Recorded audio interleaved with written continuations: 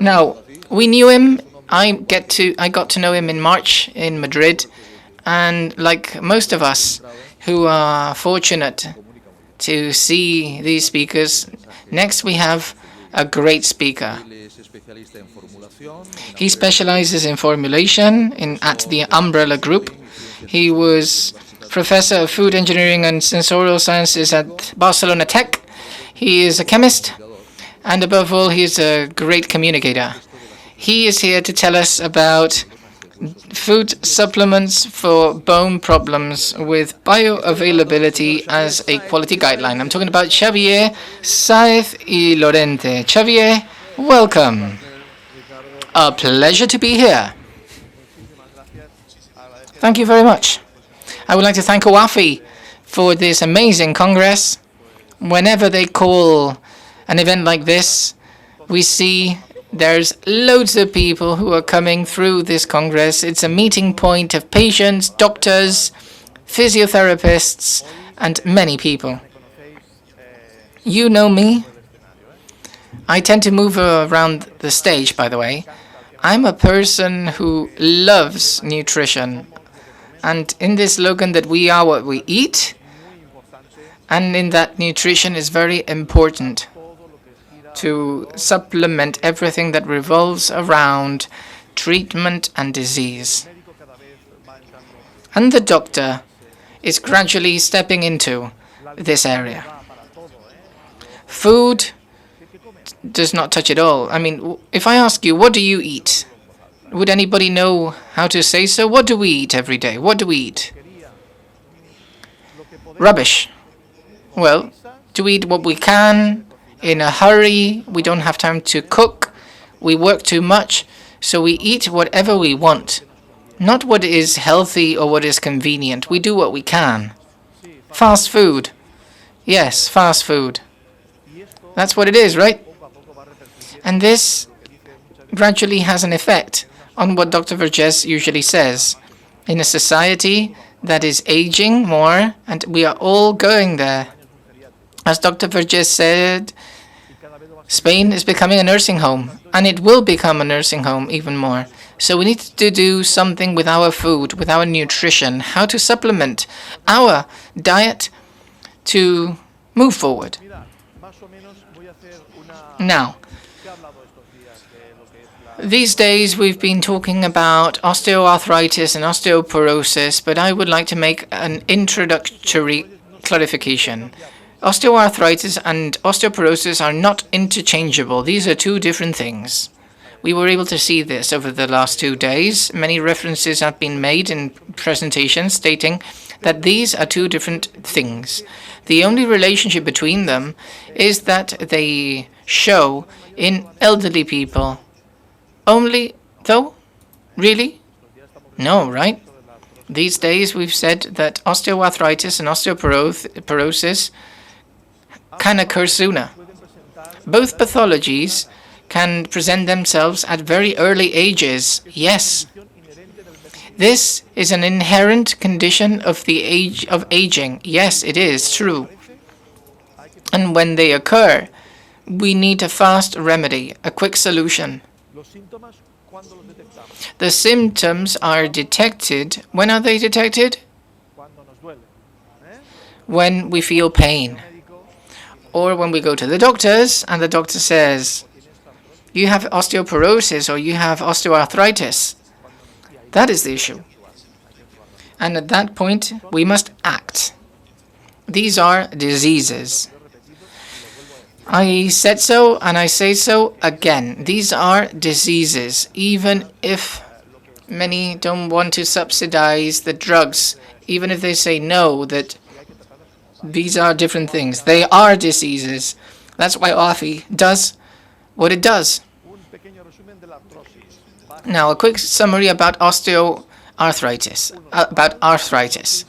Basic, it's normal. Here you can see the cartilage is degraded, it's worn, the synovial liquid is, there are leaks, inflammation, pain, depending on the degree of osteoarthritis, the problems occur. So the summary of arthritis can be seen on screen.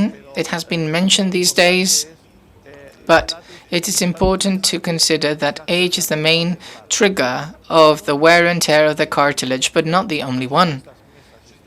That is why there are so many tables, so many panels here in OAFI. Let's talk about osteoporosis. What is it? It's demineralization of the bone. This is a normal bone, and this is an osteoporotic bone with many more holes, with demineralization of the bone, and then the problems happen. There are many factors involved. Today, I would like to focus on osteoporosis because it ties in with nutrition and you will be able to understand it pretty well. Let's talk about the importance of nutrition. And now I will ask a question. This would be a girl that grows to become a grandmother and a boy that grows to become a grandfather. You can see all stages in life here. Now my question to you is, when should we start to treat osteoporosis? What do you think? When? Before 3 years old? Here? In teenagehood? Where we already carry our briefcase to work, if we're allowed to? When we start to be amateurs? Or when we need to run behind our grandchildren? What do you think? The first one? Yeah? As of the age of 40? What do you think? When do we start treating osteoporosis? From the moment we are born. Okay? Osteoporosis, bone formation, starts when we are a little baby. Pediatricians know this. They create their tables. All those of us with children go to the doctors, to the pediatrician. They tell us about the weight, the age, the gender, boy, girl. They create these tables and they all say, when he's or she's 18, she or he will be so high. What are they doing?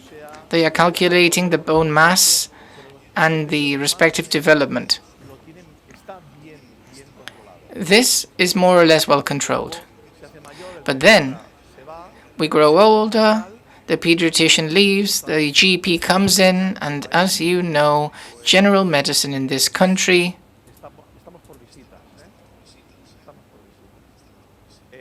is not that great. Do you think the teenagers go to the doctors to just check if their bones are okay? No, right? Do you imagine teenagers going to the doctors to say, I'm just coming here for a checkup. Can you check my bones? Can you imagine that? No, right? No. So this is the problem. The GP should control all of these things. Because as of this age, when we are teenagers and we start to grow, problems start. If we don't control them, we're late. And when do we realize that we don't have a good bone density? When? What Dr. Verges said. When our hip breaks. And then the drama starts. Then you can't recover from it. And depending on the age, what do? Or maybe you don't, because there's a complication. Whenever you cannot walk, when you can't do exercise, you start having problems of obesity, cardiovascular problems, this thing, this other thing. See how important it is to have a good bone formation? And we need to control it from a very early age. And when it comes to pregnant women, even more so. There's a control then menopause, hormonal issues, especially in women. This was said many times in this Congress. Osteoporosis and osteoarthritis especially affects women, and it's a small drama after menopause. The hormones are all over the place, and it's important.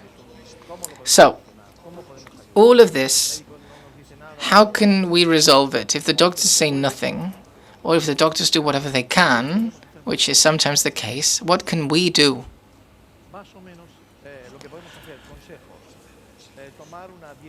Advice: to follow a protein-rich diet, a suitable diet with calcium. As long as the intake of calcium is suitable, we need a suitable amount of calcium. We're all used to listening about calcium because over the television they've been on and on about it. We all know what calcium is, right? It's clear. But what kind of calcium? We'll speak about that later. We need to try to reach the nutritional goals set for polyunsaturated fatty acids, that is omega-3. You know about this too, because on television, big campaigns were made on omega-3 acids. I come from the world of nutrition, and omega-3 are basic. They are crucial in our diets and in the development from childhood until adulthood. Many cognitive problems at the level of the brain are because of the lack of DHA. And inflammation, anything related with the metabolism, omega-3 will have a say, and they are very important. So important are they that the industry said, okay, if I have omega-3 and I will include them in food and they oxidize, because this is what omega-3 do, they oxidize very easily, I will put them in food, they will oxidize, so what shall we do? They invented two fun words that you will read in all labels. One says, partially hydrogenated salts or acids, partially hydrogenated. It seems as if they are offering us something, but no. They are removing the omega-3, and they are offering acids of low quality. And if they said saturated, such as palm oil, that means that the nutritional value is 0. Why? Why do they do this? Because if they put these oils, the industry will see there's no oxidation, and the use-by date will be very long. That's what is interesting. But we need responsible nutrition. We need to ask the industry to ensure that too. The importance of vitamin D also, I don't want to go into it, but vitamin D is crucial in our diet. Almost all of Spain is underneath vitamin D levels, in the country with the more sun of the European Union. Funny, right? What is it due to? Because we use protection factors that prevent the sun from accessing us. Vitamin D could be synthesized by the sun, by the body, but we have protection factors due to sun problems. When vitamin D is synthesized in the body, we need to ingest it, therefore. And the intake of this vitamin is very important, every day. In some cases, some pharmaceutical products give you a real high of vitamin D, but if you are well below the necessary levels, it might be convenient to intake vitamin D at this level, but I wouldn't recommend it. I would say take it little by little every day. Otherwise, it will accumulate in the liver and it could cause other problems. We need to use it gradually and steadily. Then vitamin K2. K2 is an interesting vitamin. It was not used a few years ago. This supplement did not exist because our bacteria in the stomach, through fiber and other food, these bacteria decomposed the ingredients and offered this vitamin K2 in the intestine directly. So this K2 vitamin is bonded with vitamin D, and it has to do with calcium and calcium absorption. Nowadays, we already know that this vitamin K2 or MK7, as it is known, can be taken by means of a food supplement. It has been invented and it can be taken. But with suitable fiber amounts, it's also possible to follow the right intake. And then the core of the matter, minerals. Let's take minerals. Otherwise, we won't have bones, right? Calcium, that's clear. Magnesium, potassium, iron, zinc, copper, fluoride, manganese, silica, molybdenum, chromium, selenium, boron. All of these are very important for our diet. Fluoride is in red because there are some areas in the world that need to add fluoride. It's not our case. In Spain, the level of fluoride in water and in our food is sufficient, and we do not need additional one in our country. In other countries, they do need it. Fluoride has a little bit of a bad temper, let's say, because if you take too much, it creates other problems, and that's why it's We have to check. Well, we need to check an excessive amount of phosphorus and sodium, as you all know, because of blood pressure. But then, what about phosphorus? Less phosphorus? Here in Spain, there was a lab that noticed that we were having much phosphorus, and the Spanish population did not need that, and therefore they are not including phosphorus in their supplements. And that's normal, because where can you find phosphorus? How come we have more phosphorus in Spain? Well, I can tell you, industrial-wise, they use phosphorus on anything, like phosphor this, phosphor that, for loading agents. I mean, you can find it everywhere. I mean, it's cheap, so... But then there is a more important thing. There are some beverages with phosphates. Which beverage would that be? Which drink would that be? Come on, give me a name. I mean, is the one that I would call for the elderly smugglers. And it's true, because in the nursing homes there are some drinks that shouldn't be around, but then often, since people are faced with acidity, they take that drink in order to digest their food. Which one? Yes, mineral sparkling water? No, not that one. Yes, Coca-Cola. Yes.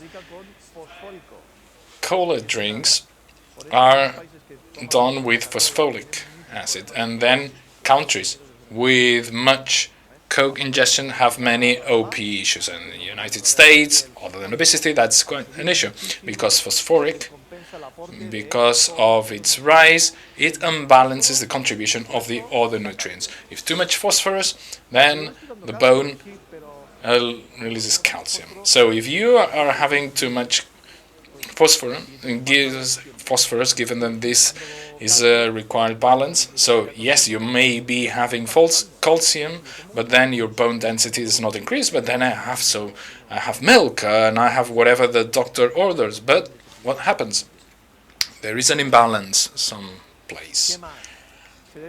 What else? We need to prevent too much sugar and saturated fats, as we've mentioned before. And with all of this,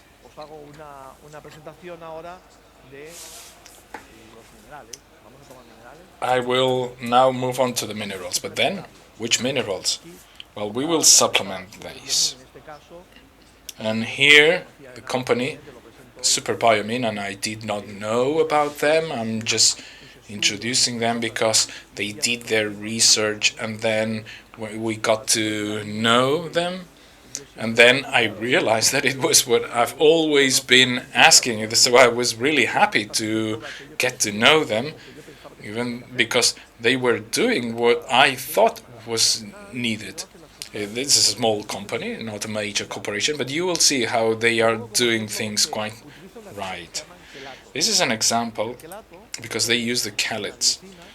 Chelates, and this is a glycine, and this is another one, this is a mineral, calcium, iron, whatever, and it's bound here, and when it breaks down is this glycinate, and here you can see the absorption for calcium. This is calcium salt, and when you take it, whoop, it goes all up.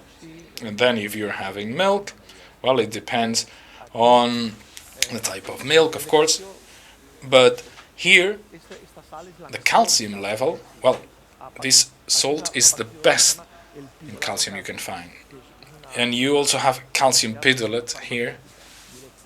It's an API, as we call them. But anyway, it is roughly here on this absorption rate. Same for magnesium, carbonate, sulfate, oxide. And in Spain we have plenty of magnesium oxide. What's it for? Well, not that much. So we are taking things that probably won't be of much help. We must try and use glycinate salts or organic salts so that there is some bioavailability, some absorption, otherwise they do not reach out. Same with manganese, sulfate with glycinate, I mean, really? Or same with zinc, and here are bilglycinate and gluconate, which are the two main ones. The other ones would be roughly in here. They just are not useful at all. And zinc is really important in anything. You can lose it through sweating. Your body releases zinc through sweat as an antiseptic. And this is why we miss out on so much zinc. And coppers, sulfate, oxide, and I have not included citrates here. The combination of citrates with bisglycinate is a very right approach. It can be really absorbed. Now, having said that, the big unknown, silica. Have you heard about it? Silicon? And funny thing that happened to us with silicon. The boys that were on hospital, children that were at hospital, sorry, and that were on IV had issues with calcification. They were growing, but they were admitted at the hospital, and if you added a bit of silicon, you could correct the absorption of the minerals parenterally. What's the mechanism? We still do not know. There is some ongoing research, but we still do not know how it works. We know it's found in the water. Some waters are rich in silicon, and when you take them, they have an effect. No one really knows how, but it's there. Same for women. Before menopause, women that were on using silicon were having no OP problems afterwards, but when they have the menopause, it just doesn't work. If they take silicon afterwards, it just doesn't work. We do not know why. Something hormone related with collagen synthesis, we do not know quite. But we know that this mineral, if given from childhood to until adulthood, it's really interesting. And the main sources can be found here. One is the orthosilicon, it's known as organic silicon. Then the diatomeas, high purity diatomeas, and they can be used for many things. But these are high purity diatomeas, pharmaceutical, and which are a source of silicon as well. And then bamboo, which also silicon rich. So with some bamboo extractions, it might work. So this lab came to me, I did not know about them, and they came and told me that they would combine the three of them. Then I'd say it's great, because if you mix the three together, you can absorb this in a very particular way, but it works really fine.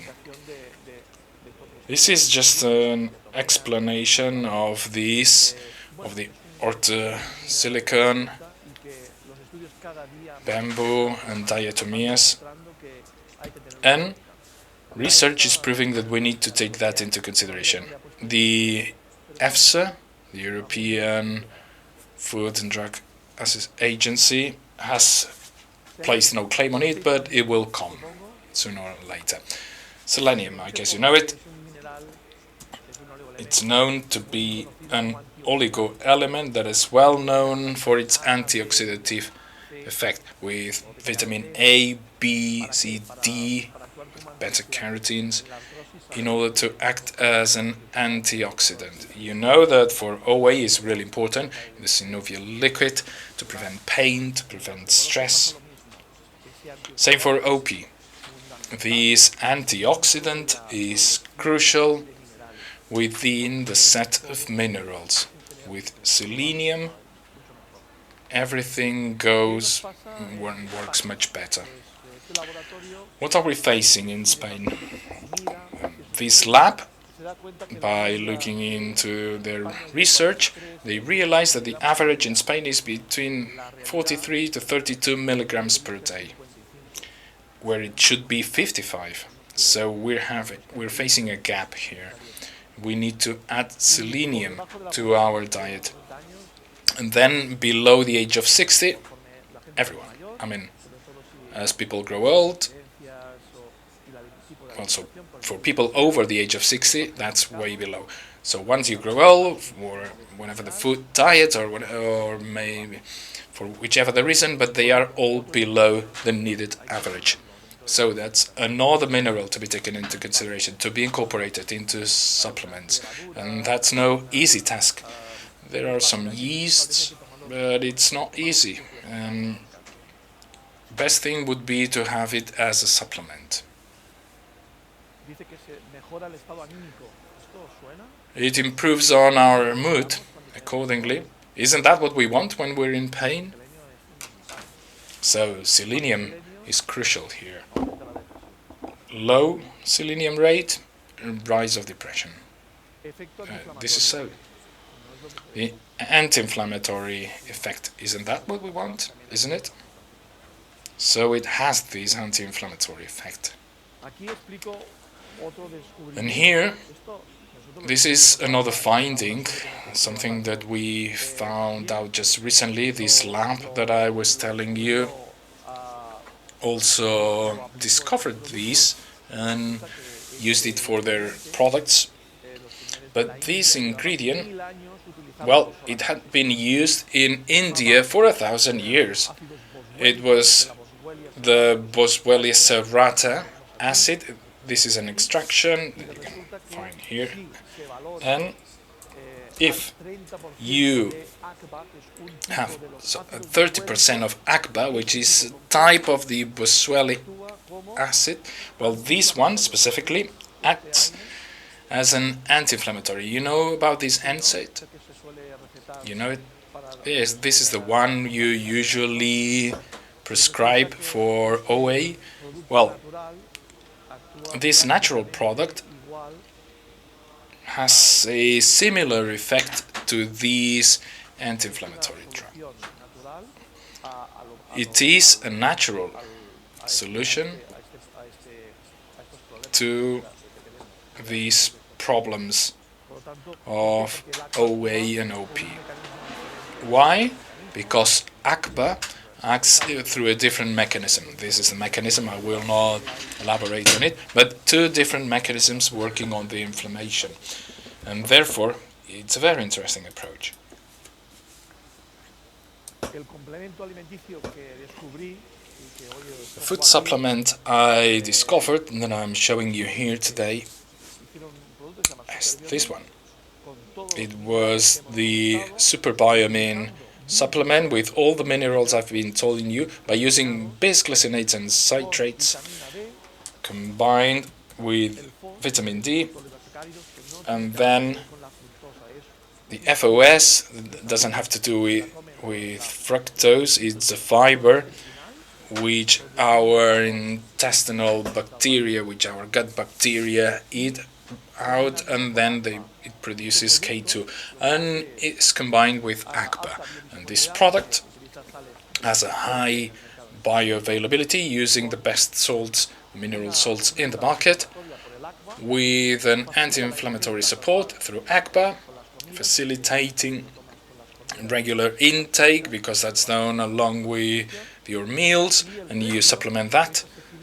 And it's a reasonable, affordable price. Bisglycinates are really expensive, but when you combine these with citrate, you can reach out to anyone, and no carbonates, no oxides, or other salts that are good for nothing, in my view.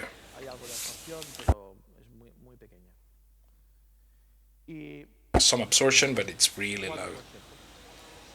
Just some final tips to conclude. A healthy, balanced diet, as we do on a daily basis. Well, you should try at least.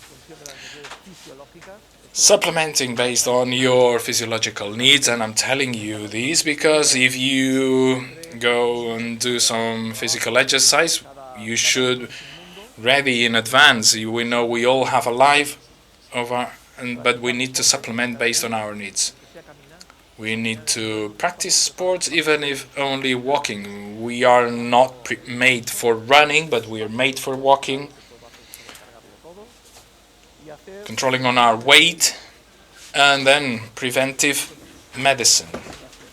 Ourselves, but also our doctors. Thank you. Xavier, muchísimas gracias. Thank you very much. Not sure if you have questions. It's been a great presentation with 3 minutes ahead of time. If there are any questions. Yes, apparently there's a question. Yes, 3 minutes only. Yes, I'll make it quick. Well, maybe we can have even 2 questions if you make it so quick. My question is, if you need to test yourself to see what's the rate in your minerals. Yes, of course, you need to do some analytics to supplement, to see what needs to be supplemented, and it's often the case. I mean, it's all chained up. You can see where you're lacking vitamin D, calcium, magnesium. So with the test, you can find it out quick enough. So just as easy. Any further questions? Carmen, here, front row.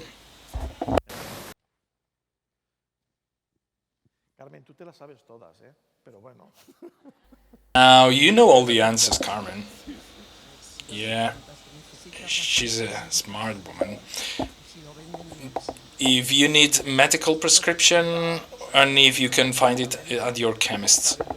No need for medical prescription. It's included as a food supplement. You can find it in specialized stores or chemists or pharmacists, or probably online as well. Again, I'm here telling you about this product that I really loved, and I think that they have a stand here, and they can tell you about that because I'm here only telling you about the formulation. One more question? No? Okay, so you started by saying we are what we eat. But then, after listening you, we may not know what we are because we don't know what we eat.